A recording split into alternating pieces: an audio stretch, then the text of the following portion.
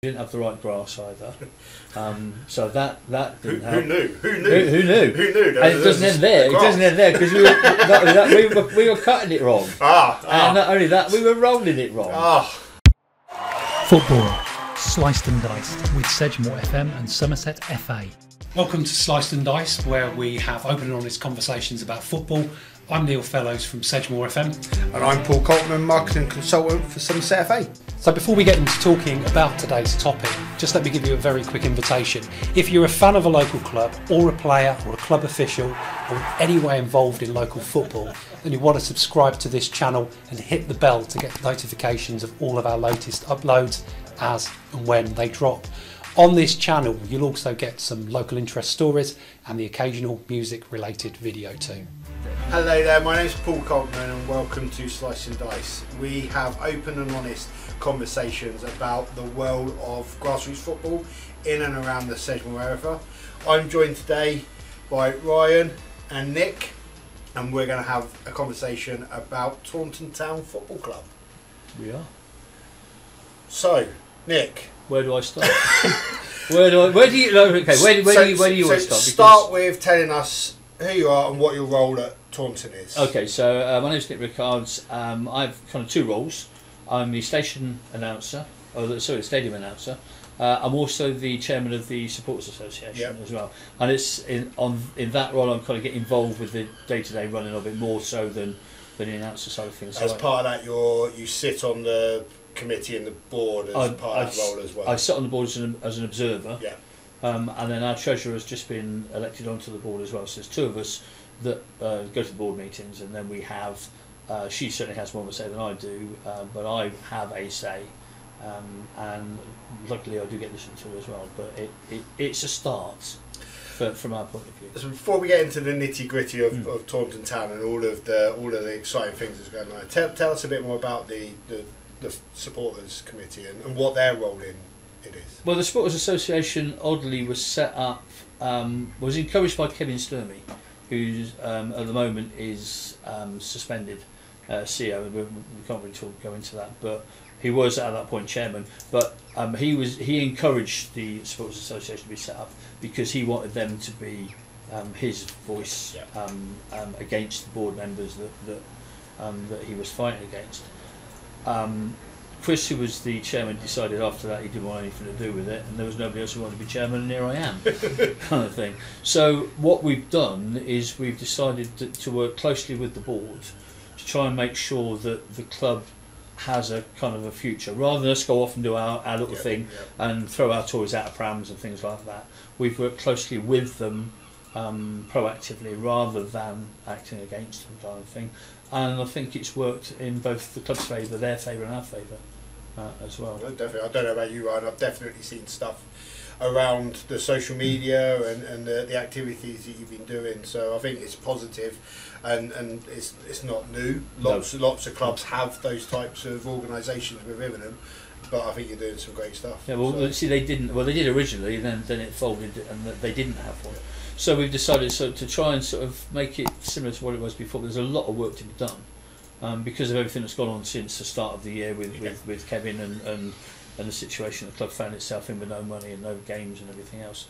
That has kind of been thrust to the front of everything, so everything else has been sort of pushed back. Now we've had the AGM, now we kind of know where we're going to go with the board, because if we're going to keep the same board as we had before, then at least we can move on in a positive way. No, definitely. Is it just a case for Taunton Town, with obviously the year that they had last year, of just this year sort of being more sort of stable, making sure the club's financially secure? Definitely. Well, one of the things that they've done is they've set up like a paying back schedule for all the debts that they've got. So there's a lot of people that have lent money or given money to the club that need to be repaid. So all of that's been factored into the budget for this next coming year. It might take a year to pay some of these people back. It might take 10 years to pay them back, but it's all in the budget. And the whole idea is that the financial stability of the club is paramount, because that was the thing that got us into the situation we were in the first place. Because that would have happened whether or not the stuff was on the field was really good or not. That wouldn't have affected it. if you haven't got any money, you can't pay your bills. It's as simple as that. So, sorry, you asked the question. I'm talking to. I'm going to jump in. So obviously last year and the year before and the year before that, And go on. the pitch was a huge problem, and obviously caused a lot of the delays in games, and potentially caused a lot of the financial situation. You've got no income, you've got no game. Didn't help, for sure. So what's happened over the summer as far as the pitch, and is there now a level of confidence that we can put out to your fans to say it's sorted? Well, it's not exactly sorted, so I don't think it will be. You've probably got the spot, haven't you? But no, because to give you an idea of the situation, Taunton Town Football Club pitch is actually built on top of an old rubbish tip, which has been sealed with clay for obvious reasons, and then you've got a load of sand on top and a bit more clay and a bit more sand. But it's also on a riverbed, and there were streams around where the pitch is, which have now been filled in for car parking and the fire station and stuff like that. So that means all this water that comes off the River Tone, because we're actually just below the River Tone anyway, that's got to go somewhere, and that's been our major problem. Well, what they found was that there was a big layer of thatch underneath the grass, underneath the pitch itself, that had never been tended to. And what that does, it acts like a sponge. Yes. So it rains, that sucks it all up. It doesn't go anywhere. It just sits there. It's holds held it. in by the fact. It holds it, which is why you had that kind of spongy feel to the pitch when you walked across it. So that's been addressed now. So that's been stripped off. They've got somebody in. In fact, I think 3 experts that came in and all came back with the same idea. So we have one team, one company that said, okay, we'll do it over a period of time, so you can pay a third now, a third later, which helped us out with the finances of getting it sorted. Stripped the top of the pitch off. They've re-sanded it. They've reseeded it. And the other thing was we didn't have the right grass either. So that didn't help. Who knew? Who knew? Who knew? And it doesn't end there. It doesn't end there because we were cutting it wrong. And not only that, we were rolling it wrong. So basically, the whole thing was just rubbish. So what obviously with advice and things like that, and the pitch has now been relayed. It looks brilliant. It really does. I did look through the fence a few weeks back, and it does look good. Yeah, we let you in with that. Yeah, no, there was no one there, and I was knocking, but I could see people, but they wouldn't let me in. Ringing the doorbell. So it's not going to go away ever. We're going to have matches that are going to be postponed because of water pitches, as will everybody else around us. But we won't necessarily suffer as much as we did to the extent we did last season, because again that fact, what they did at the end of this season should have been done at the end of every season. So that's now been factored. It's a learning curve, isn't it? It is for some people. Yes, it is. There are other people that should know better and didn't do it. That's another story. So it'll be less games called off. How damaging was it last season? I know obviously the other things going on at the club, but having that amount of games pushed, massively, and then you have to play a game every 2 days as well. Massively. Well, I mean, firstly it's the cash flow, because obviously you're not getting the money in. And secondly, so you get this backlog of matches. See, sometimes you're playing 3, sometimes 4 matches a week. Well, these guys that play for us, they're only part timers, so they're not running around in gyms 3, 4, 5, 6 days a week and then playing the rest of the time. They've got their own businesses, they've got jobs that they've got to go to, and they're fitting all of that in as well. So for them, if you and I probably, if we were fit enough, we'd probably do play 1 match quite happily all week, and then 2 a week. But when it comes to 3 and 4, your body doesn't have time to recover. So that then affects your performance. That then affects where you are in the league. I mean, at one point we were top of the league. That was in September. I will say that was about 3 games in. So let's stop the count. Let's not get too excited about that. But I mean that was false. That was totally false with where we were. And of course you had all the stuff with the players. We could go into that in great detail, but we'd still be sat here at midnight because it is very in depth. But everything conspired basically to just fall down all at the same time. And that was one of the major factors. There was not one major factor, they were all major factors in everything that went on at the start of the year. So. And being part of the Supporters Trust, how annoying was it to sort of see what's going on and then games keep getting called off and nothing? Very annoying. I mean, what we managed to do, we kind of came into being at the start when that was happening. So what we were able to do was, as we got our members coming in and people giving us money, but a GoFundMe page as well, which raised nearly £2,000. What we did, the club came to us at one point with no money. They had no money at all. There was no matches being played. There was nothing in the bank, and they had a bill to pay, which is a very important bill. So we had some money, so we gave them that money, and that bought them a bit of time with that particular creditor. Then, again, the match that was due to be played, that got called off. Luckily, we had a bit of money, so we gave them that money.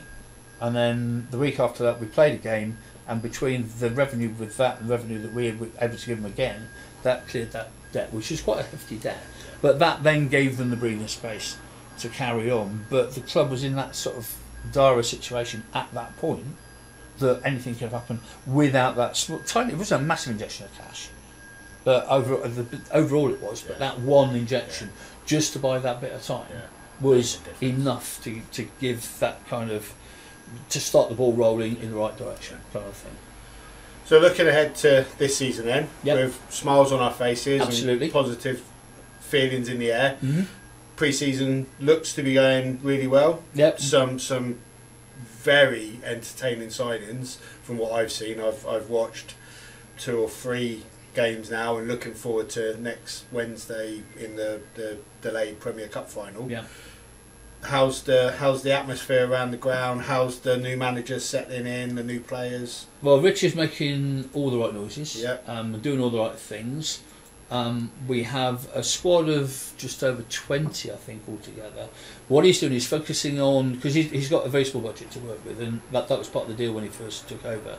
And that was one of the ways that we managed to budget everything into the next season, and actually, hopefully, at the end of this season, be sort of stable, as we were talking about earlier on. Built around 1 or 2 more senior players and a lot of youth players. But what his kind of ethos as well is that he'll sign them, but what he might do is might fund a lot of people out, players out to Quibs, for example, which is where they came from. But what that means is they're getting game time. Yes. But they will train with us, play with them. Yeah. So they're still a player. Yeah. So we could have 20 odd players, but only 16 in the squad. The other 6 or 7 or 8, where they're all going to be out and about, and we're going to try and build more bridges with teams like Weston, Tiverton, and Exeter and Bristol City, things like that. So, the whole idea that we had before of getting players in on loan and not playing them, or loaning people out and not taking them back, that's not going to happen at all. But the general feeling, I mean, we won 7-1 the other day against, I can't remember who it was, but I mean the last 3 goals were scored in 3 minutes, which is kind of quite exciting. I've been to 3 or 4 of the matches. Some of them the team need to gel, but there's so many different players. Of course.